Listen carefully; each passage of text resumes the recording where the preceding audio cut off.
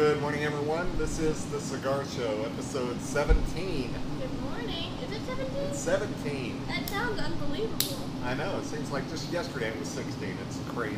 No. It's just amazing. And it is opening day. Greatest day of the baseball year to me. Whoa. Everybody's in first place. Everybody's in first place. That's what I was trying to tell you a little earlier. And we've got a good show. It's going to be a baseball-themed, cigar-themed kind of show. So we hope you enjoy it. We had a great Rocky Patel event last week. Went very well. Gordon Will did a great job. And as he always does, the man, the myth, the legend. Gordon Will, man. He is God, awesome. we should all live so good, right? Yeah. The dude is 73, doesn't look a day over 50. Wow. He's amazing. But anyway, so thank you, Gordon, for coming out, and thank you for everyone for coming and supporting Thank you, Gordon. our event. It was great. And Tony did a great job tending bar. Faith made me lie because I said she would be at the event. She wasn't. Yeah, sorry about that. I had to go home. Yeah. You were noticeably absent. Yeah, people asked about you. Your presence was missed. I gotta say that. So Well, thank you. People That's all asked right. me. They kept asking me all night, where's Faith? Really? they I kept can't saying get it. bummed. Oh, Just I'm bumped sorry. me out, man. Yeah, Anyway. I will really try to make the event that I say that I will go to. Well, that's just good form. Yeah. That is the price of celebrity, my It dear. is. That is the price of True. celebrity. You Yeah. can't always get to it. Yeah. Just don't forget the little people, you know. You know, like I said, we're lucky to have her on the show to begin Hey, with. You know, I know, right? She keeps gives on up showing her up. valuable Jeez, time to you know. hang out with us too long. All right, geez. Couple of bums, geez. Anyway, and I am Randy Rankin. This, of course, is the beautiful Faith Cox and the super cool Tony Gomez. Yeah, I almost got renamed earlier this week, but we're not going to go into that. Yeah, That was funny, yeah. I forgot what it was, but I remember laughing. Fat about Tony it. was. Oh, Fat Tony, but that wasn't me. Yeah, That was, yeah, it was a some different other place. guy. Yeah. And of course, Jared Morris, our good buddy, is working the camera for us and helping us. Good old Jerry, always keeping us on time. Keeping us on time and helping keep us on the air. That's So that it. helps. That On helps. the air, buddy. So I thought, in honor of opening day, which is why I'm wearing my Rangers hat, Yes. In red and blue. and red and blue for the Rangers. Go Rangers, even though they're going to Good, suck. looking good, buddy. That's cool. So anyway, I thought we would discuss. We've also discussed movies in the past. So let's talk our favorite baseball movies.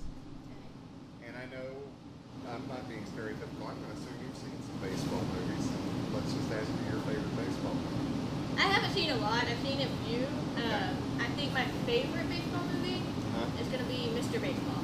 With Tom Selleck? Yeah, with Tom Selleck. Very I good think movie. it's hilarious. Good Very good. movie. Yeah. I cracked up laughing that whole movie, man. Yeah, that was definitely a good one. Yeah. You have a hole in your swing.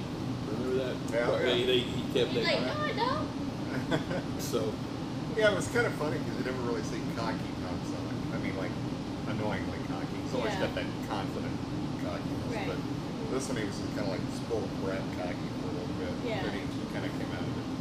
Good choice. Any other baseball movies that you're Well, I don't want to steal yours because I know what yours Well, you can is. say it. You can still be yours, too. I really like Field of Dreams.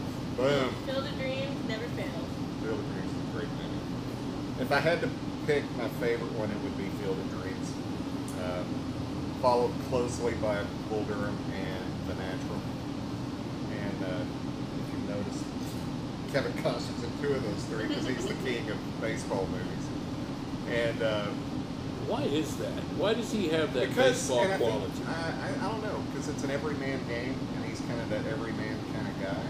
And he's good at it. He's got the physical ability to play baseball. And that was another thing about Mr. Baseball that I liked. Is Yeah. you could tell that Tom Selleck was really doing his own thing. Yeah, right. Because he's very athletic. Costner's athletic. He's gross. Yeah, and it's kind of the same thing with westerns. Like some men just fit really well with the western aesthetic, the Yeah. western acting. That I kind think of that's a thing. good point. That's a very good point. Yeah, that fits in. He kind of just goes with the genre, I Yeah. think. Yeah. And but Field of Dreams is excellent. It's a fantasy type movie, and everyone's probably seen it. And if you haven't, you really should. I've read it. I've heard it said that it's our generation's It's a Wonderful Life. Kind of, it's that kind of movie that you go on this journey, I and can at see the end that, you get a rewarding ending. Because there were so many people that weren't into baseball that liked that movie. Yeah. That it just wasn't a baseball movie. Baseball was in the context of the movie. Right. But it was more of a family struggle. And baseball was like the avenue of the dream. Yeah. You know, so of him pursuing something greater than himself. Yeah, it was that classic struggle of, do I play it safe, or do I follow my dream? And it came out at a time when America was really experiencing a lot of issue with people in the farm line.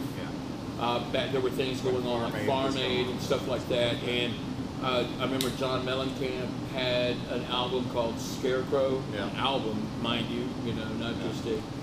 But anyway, and that tied into that, the Indiana farmer and stuff like that. And the Field of Dreams movie took on a whole different persona in the way that it became what that town was known for in real life. Yeah. The field is still open there. It's a tourist attraction. It got vandalized last year. Did you hear about that? Well, that's idiot vandals came and destroyed most of it. I think it cost $75,000 worth of damage or something. But they actually did an anniversary. They did a fundraiser to help get even pitched in. Exactly. So it's really like when you say like it's this generation's A Wonderful Life. Yes, there is so many people that still watch that movie, that will watch it at certain times of the year. Yeah. It being opening day, I guarantee you there's going to be people. It'll be featured on one of the cable networks tonight or something. So yes, I totally agree that it is a movie that came out and was not only a cinematic accomplishment, but in the sports world, it's always going to be there. That's what that speech that James Earl Jones gets at the end of that movie gives me chills. I'm going to post it. I always post it on opening day. And when he thinks he's crazy at the beginning, you know what I mean? Like, when Costner. You told me your finger was a gun. I love it. Great movie. Anyway, well, good choice, babe. Thank you. Good job. Tony, what you got? Well, I've got a couple if that's okay. Sure. Yeah. I've got my first one is with a guy that's a character actor that we all know, but nobody knows his name. It's an actor named William Russ, and he's been in several things. And the thing probably that he did that was the most steady of it all was he played the dad in Boy Meets World on ABC. Okay, he made a movie with another actor, Glenn Plummer, who's been in a million movies also. They made a movie called Pastime. Yeah. Very good movie, and it tied into the whole African American baseball players showing up for the first time to a baseball club. It showed how this one pitcher was a minor league pitcher, and he basically had given his life to baseball. Yeah. And he didn't have a lot of athletic talent, but it showed commitment, and it showed how just the love of baseball could dominate this man's life, and how it was a genuine love. And it was really the man had really not a lot of accomplishments in life, and baseball was the one thing that was like his essence, like the one thing that he felt was pure in his life.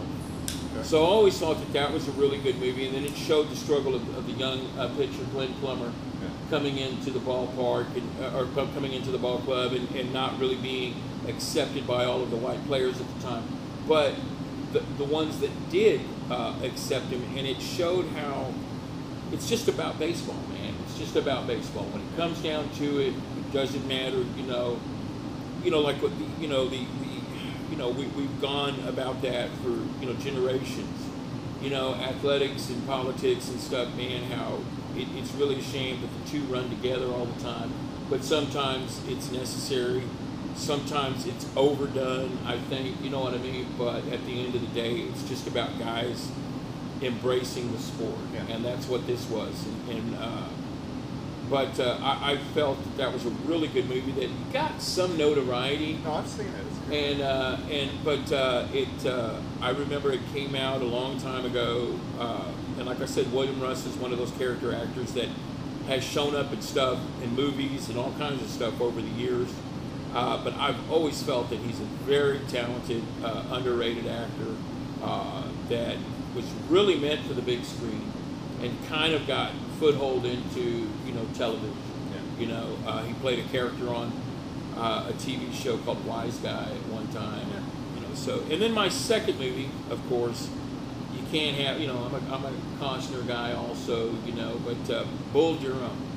I mean, oh my gosh, I love that. That movie captures life on the road in the minor leagues. And it does, and perfectly, it shows you how, it shows you the grind of the life that these guys lead, and how they go on road trips, and how it's, they're getting, the one scene where they're just showing, the collage of like they're just doing all the footage of them being on the road, and how they're throwing up the bags with the burgers in them, and they're dropping them, and they don't care, what I mean? Like, hey, just throwing the bags, and it's like, but that's what you go through, and how he talks to him about going to the show, and about how, man, you hit white balls at batting practice. You don't carry your own bags. Yeah, you don't carry your own bags. You know what I mean? The show meaning the majors.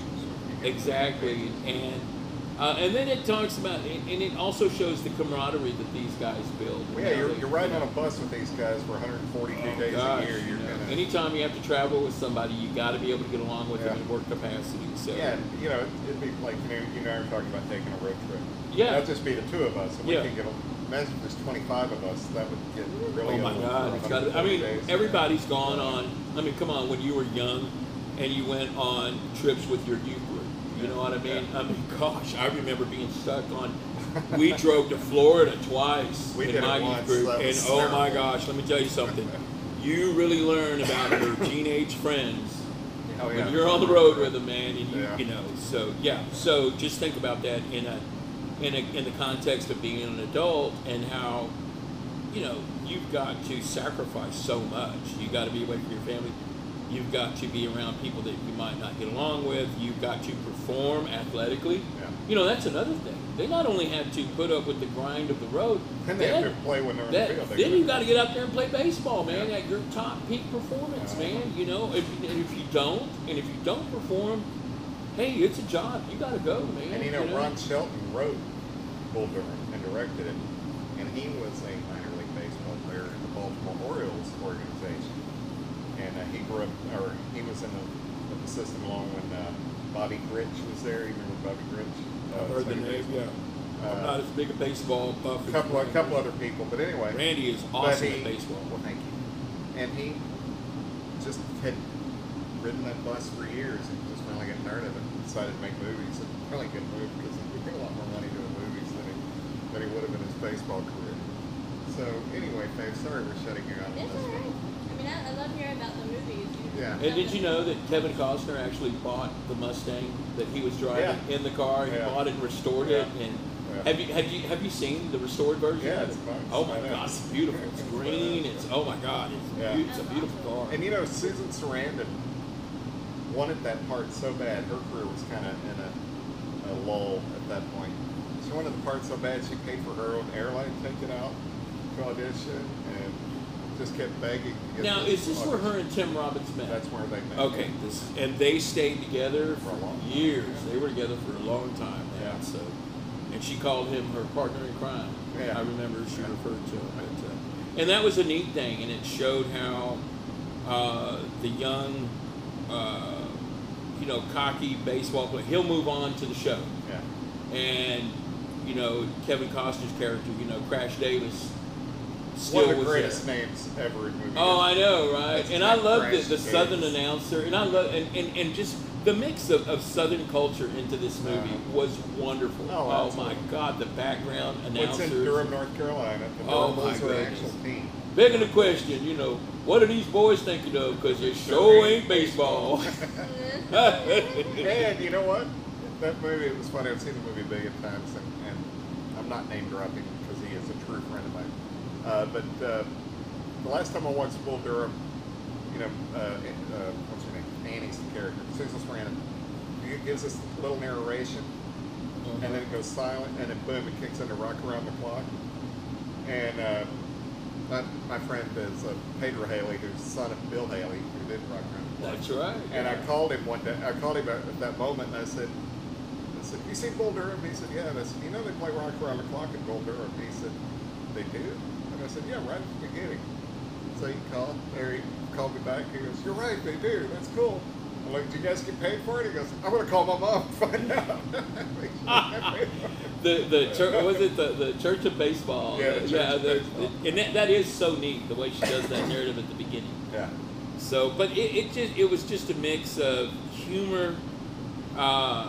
There was sad parts to the movie. There were parts. It's got some raunch to it. It does just enough, to keep it there, you know, and I like this movie. Well, not I just the would. I think raunch, I but I'm would. just saying. it's a funny movie. It's a great Yeah. movie. I remember the one thing I do remember about it is that we were renting.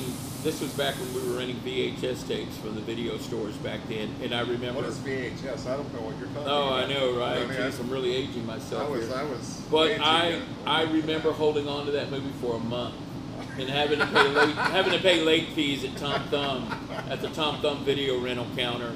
And the thing is, I worked at Tom Thumb. So get this. They actually called my store and they said, "Hey, do you have an employee there named Anthony Gomez?" And he's had some of our movies out for like over a month, and he hasn't returned them, and we want our late fees. And so they held my paycheck. And they said, "You got to go pay your late fees at the other store before we'll give you your paycheck." So I told them, I said, "Well, I can't pay my late fees without my paycheck." So we're going to give you your paycheck, but you better go pay your late fees. I still remember that. That's Oh, funny. my gosh. Were you kind? Did you rewind? You remember that sticker? Be kind. I did rewind. rewind. They put it on there Well, people because, turning you know, movies back and then, if you rewinding. didn't rewind, they hit you for like It's this. a buck. Yeah. It was, you know. Buck to rewind your movie. Anyway, That's something. so Be well, that was kind, fun. rewind. That was fun. That's So a blast from the so past. Mr. Baseball, Field of Dreams, Yeah. The Natural, Bull Durham, and Pastime. Pastime Great and Bull movies. Durham, yes. It's opening week of baseball.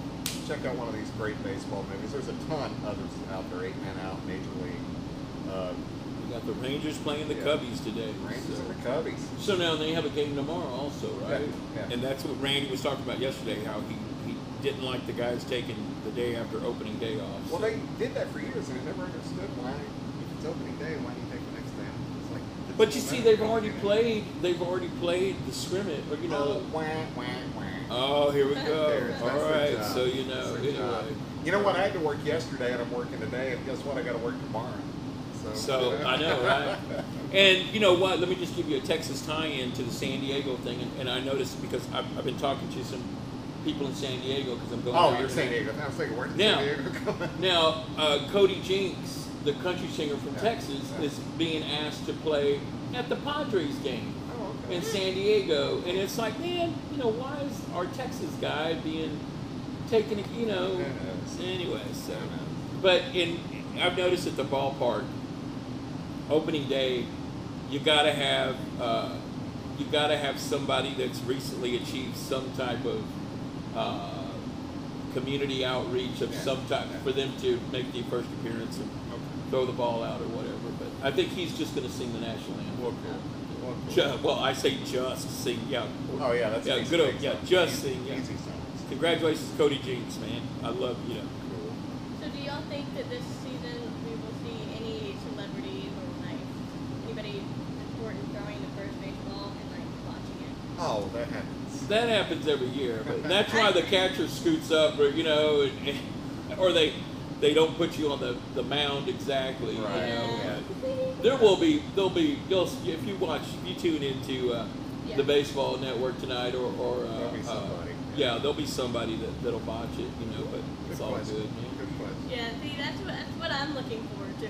I got you. Baseball season. I got you. That's funny. It's just the comedy of it. And the thing is that they're great athletes in other sports, and then they'll try to throw a Yeah. first pitch and then Yeah. throw it like in the stands or bouncing in. I don't think it really the magnitude of it hits them until they Yeah. walk out there and they look around, and then Well, I think it's a I had to throw out a first pitch at a minor league game in Frisco once. really.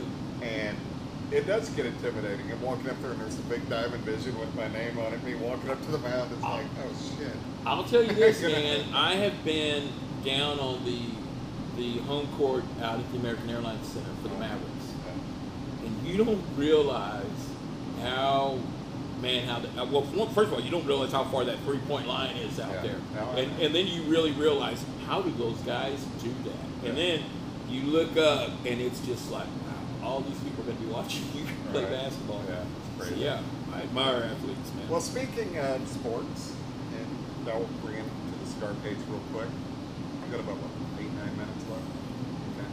So, Tony brought up this topic, celebrity/sports endorsed cigars. Now, the two that immediately come to my mind are the Raquel Ray Lewis and the Raquel Sheffield.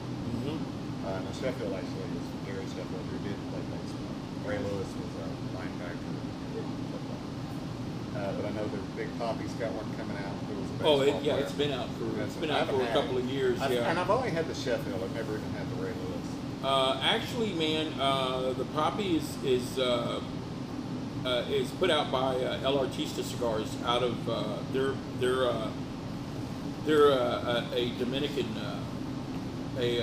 Dominican cigar, but it was pretty good, man. It is a little higher priced than most of the celebrity cigars, but it is a larger gauge. It has a good hearty flavor to it. It would probably be, if I had to rank them, the Big Poppy would probably be one of the better ones. There are some out there, as you just mentioned. Maybe not the best cigar, but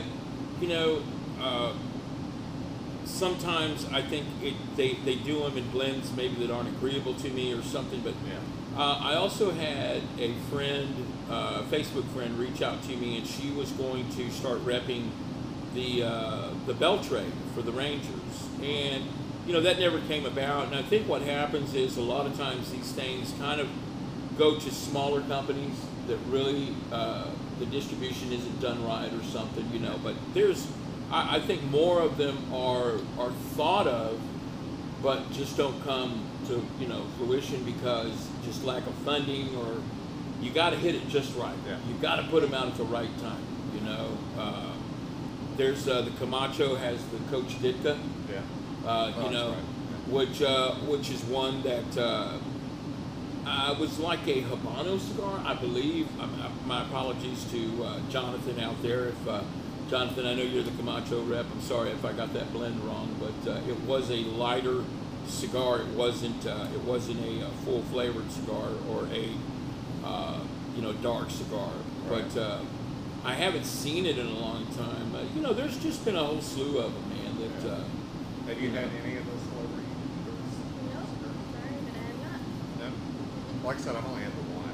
Yeah. And Carl Malone actually has a cigar store in Louisiana. I think they're doing a cigar for him. Carl Malone has a cigar. Yeah, I'm not sure who is it, but he was out at the IPCPR and the big the other one also, but taking pictures and really just going forward with his cigar company, with his cigar line, and Carl Malone's a nice guy. I've met Carl Malone before. Really nice guy. So when did cigar endorsement start? Oh, okay. What's a nice tie-in? Segue. Actually, and it goes back to baseball, Babe Ruth was the first known celebrity to endorse cigars I should have guessed in that. a mass way. Right. And you could get a Babe Ruth cigar, and he smoked Churchill size. They didn't call them Churchills then because Churchill. Well, yeah, Churchill was still probably around. Yeah, and there were 5 cents. Babe Ruth cigar was 5 cents. And I wonder if he made a penny off of each one. Yeah, he made a nice living off of them. I bet he did. He was known to smoke 8-9 cigars a day. Wow. But Babe Ruth is well known for living in excess. Period. The Babe, another baseball movie, that we forgot to mention with John Goodman. Yeah. Babe Ruth's kind of like the Elvis of baseball in that he did everything first. The large, overwhelming lifestyle, the spending of money, the girls. I had a better year than he did. When they told him he made more money than the President of the United States. Yeah, they said he wanted $80,000 a year. Which back then was a fortune during the Depression. Right. And they said, well, Herbert didn't even make $80,000 last year. And he goes, It's a Right? Yeah, I know. Very It gets into the ruthless. depression, Yeah. so you know. But that's pretty much, then you had some boxers. They had one, I think, like Jack Dempsey had one. But it all started with the baby. Nice. And the infancy of all that, I believe, when it comes to chewing tobacco, that, golly, man, they began putting baseball cards with tobacco. Yeah. That's how baseball cards started out. And they were, remember the small kind of cards. They weren't Yeah. the big cards, Well, the Honus Wagner card, which is the most valuable card in all of baseball, when you see it, it's just a little tiny thing. Yeah. But that thing has been sold as recently as like 3 or 4 years ago for $1.8 million. Freaking baseball card. God, man. I mean, that's the collectability of it. Yeah, exactly. But yeah, have you done baseball cards? I mean, did you? I did it for a little bit, Yeah. and my brother got a hold of my collection when he was like 4 and ripped them all to shreds. Oh my gosh. Not to be mean, he was a kid anyway. Yeah, I was so depressed that I didn't do it anymore.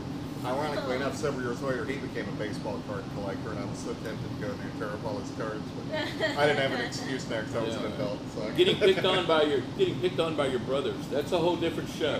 Yeah, I'll do that. Yeah, I could fill up a whole show on my own Yeah. on that one. That's So true. yeah, Yeah. I was the oldest, so I did the picking on. So that Oh my gosh, Yeah. you're the enemy here. I was the enemy. Well, you were the oldest, wasn't you? But I had a little brat brother. I know. Yeah, I'm not the oldest sister actually. You were the older than your brothers. Yeah. That's what I was saying. I'm the middle child. Did that explain anything? Jerry, were you the oldest Oh brother? or man, not? I don't buy into that middle child stuff, man. I don't either, but it's still funny. You're flipping me off? No, you're the second? Middle. He's the middle child. Oh, you're the middle child. Oh, that's why. Yeah. That's why you were saying I was number 1. I got you. Okay. See, Jerry's a well-adjusted individual. See, he's not blaming it on being the middle child. Jeez, Yeah. I guess I just need to work out my Oh, my issues. brother played that card all the time. So shut up. But anyway. I don't think you hear that much anymore. The No, I middle think child it's over with. syndrome. It's over with. No. But All right. so. Well, anyway, I hope you guys had some fun. Yeah. I hope your team does well this year, unless they're playing the Rangers. I mean, I want them to lose, but other than that, you guys will kick the Rangers' ass anyway because they're going to have a bad year. But hey, it's opening Oh my day, God. and we're in first place, so that's all that matters. I just got to say one thing. Our GM, maybe it's time for a change. I Anyway, wish so I wish so. But, I'm just gonna say that, It's, Yeah. yeah. Go check out some of those movies and let us know if you have any of your favorite baseball movies that weren't mentioned here. Or go check out a new one. They're going to be on TV somewhere that you can find them. Absolutely. Or Nice any segue, athletic movies. Any athletic movies that have a cigar tie-in or something that you like, throw it out there. Absolutely. There's a good golf movie, but I'm wondering, did I see Cigars that were dead solid perfect with Randy Quaid? The golf movie. Maybe. Were there I cigars? know Tin Cup didn't have cigars. Yeah, Yeah, I can't remember. But Anyway, thank you for joining us as always. We ran a tad late today, not too much longer than normal. But anyway, like and subscribe, tell your friends about us, and we will see you next week. And we'll have it more faith-centric next week so she can talk about some Be good sure to stuff. tune in next week. Yeah. Anyway, I'm Randy Rankin for the beautiful Faith Cox, for the super cool Tony Gomez, for the always awesome Jerry Morris. I forgot your name, sorry, buddy. I have brain farts from time to time. Anyway, this is the Cigar Show. We'll see you next week. Bye, guys. Bye. Bye, guys.